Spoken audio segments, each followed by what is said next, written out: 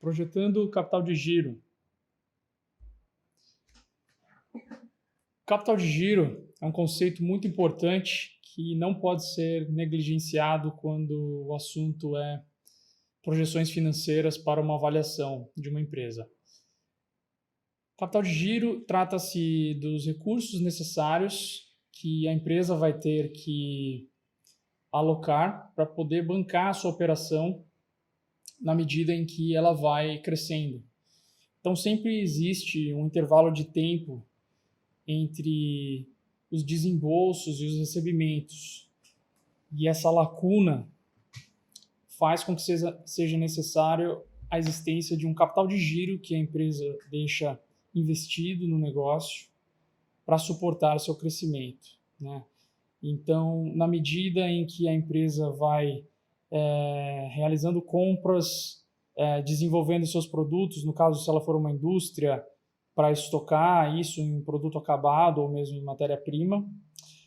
Depois ela vende, recebe e isso não ocorre de uma maneira instantânea no tempo, né? Então, o capital de giro é o conceito que acaba contemplando isso. Então, vamos enxergar aqui uma imagem onde a empresa primeiro compra mercadorias, estoca, vende estas mercadorias após um determinado tempo e esta venda vai acabar acontecendo o recebimento efetivo após mais um prazo, né? O prazo no qual a empresa pagou o fornecedor, então se ela comprou a prazo do fornecedor, já gera uma primeira lacuna de tempo. Então, o prazo onde ela pagou o fornecedor, mas ainda não recebeu do seu cliente, por exemplo, nesse exemplo que a gente está falando basicamente de uma atividade de comércio, é justamente a necessidade de capital de giro que a empresa precisa ter empregada no negócio para manter a sua operação rodando. Nós fazemos esse destaque aqui porque muitas vezes esse conceito realmente é ignorado por algumas empresas quando elas estão projetando ou modelando seus negócios. Então, super importante ficar atento ao conceito de capital de giro.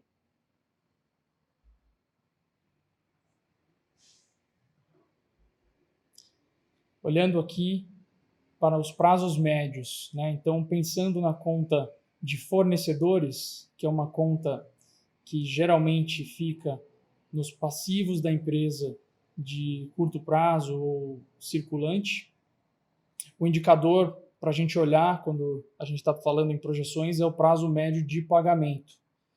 E a gente vai comparar a conta de fornecedores contra a conta de custos, que é uma conta que está, se lembrarmos da análise de demonstrativos financeiros, ela está no DRE, né? Logo abaixo da receita líquida e antes do lucro bruto.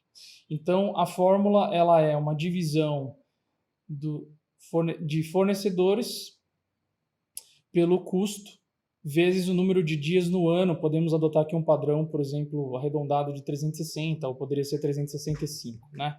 Então, o prazo médio de pagamento ele é a divisão de fornecedores pelo custo vezes 360 dias. Esse vai dar para nós o prazo médio de pagamento que a empresa paga aos seus fornecedores. Segundo prazo médio bastante relevante que a gente vai olhar é o prazo de estoques, ou prazo médio de estocagem, PME.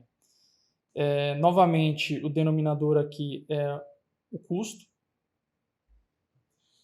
E a gente vai, então, olhar para uma divisão do montante de estoques que está presente no ativo circulante da empresa, dividido pelo custo que está presente no DRE da empresa, e esta razão multiplicada por 360. Então, assim, a gente vai encontrar o prazo médio de estocagem. E, finalmente, temos aqui, olhando o prazo médio de recebimentos, o PMR, onde a conta contábil relevante no balanço é a conta de contas a receber ou de duplicatas a receber. Então, isso a gente vai olhar comparando contra a receita ou as vendas da empresa, né, no denominador. E o PMR, né, o prazo médio de recebimento, vai ser a razão entre contas a receber dividido pelas receitas vezes 360. Assim a gente vai encontrar o prazo médio que a empresa recebe de seus clientes. Então, importante, né, para a projeção de capital de giro, entender que capital de giro é a diferença entre o ativo circulante e o passivo circulante.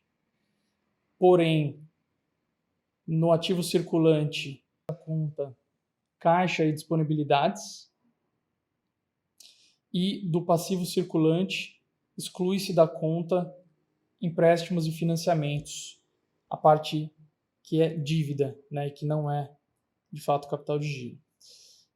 Isso acaba mostrando para a gente uma medida de eficiência operacional e até de saúde financeira de curto prazo para a empresa, né? A gente entende melhor como é que estão os direitos e as obrigações da empresa no curto prazo. As principais contas do ativo e do passivo circulante, né? Normalmente as contas mais relevantes são as contas a receber e estoques, mas também há outras contas como impostos a recuperar e despesas pagas antecipadamente, por exemplo, e eventualmente outros ativos circulantes menos relevantes podem compor a conta de ativo circulante.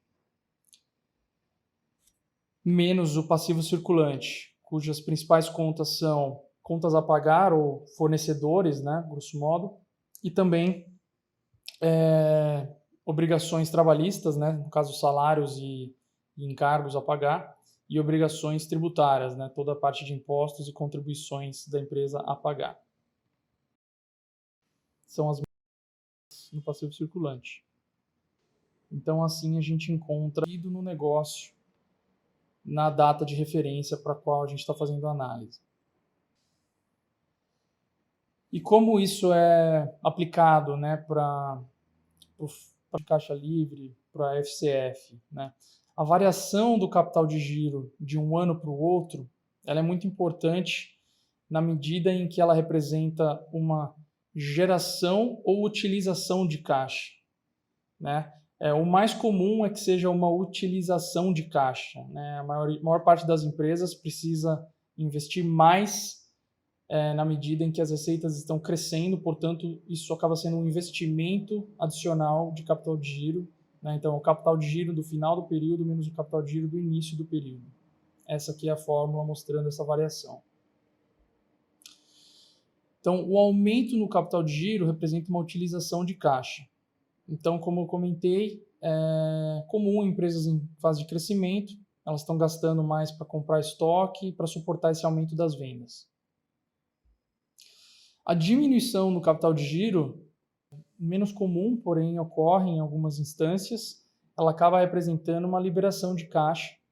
Isso pode acontecer por exemplo que estão vivenciando uma queda, ou mesmo mantendo o patamar das vendas, porém dos prazos. E aí, enquanto elas ainda estão recebendo de clientes que pagam prazo e estão gastando menos para estocar, na mesma proporção, isso vai liberando um capital que estava ali alocado. E aqui a gente tem um exercício de projeção para o capital de giro, em que a gente tem aqui de um lado da tela um exemplo de e do outro lado a gente tem balanço patrimonial com ativo e passivo patrimônio líquido. E o exercício aqui proposto é calcular os prazos médios de estocagem, pagamento e recebimento da companhia. E determinar, olhando para o capital de giro em 2015 e 2014, se nesse caso teve uma liberação ou uma retenção de caixa no capital de giro, no comparativo entre esses 2 anos.